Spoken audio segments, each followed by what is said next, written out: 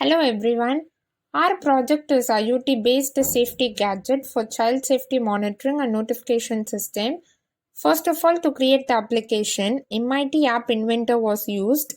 To start with, we must tap on the Create Apps and then the project should be created. Here we have already created a project named Child Monitor. So in the project there are 6 screens. This is the login screen and then the dashboard to navigate through the temperature, location and the geofence pages.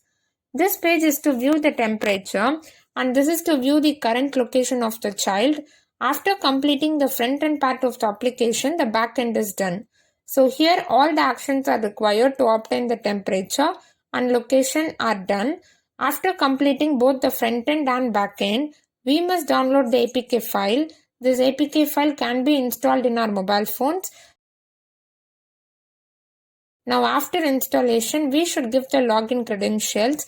Then we must select the child we want to view. A maximum of 3 children can be through the app.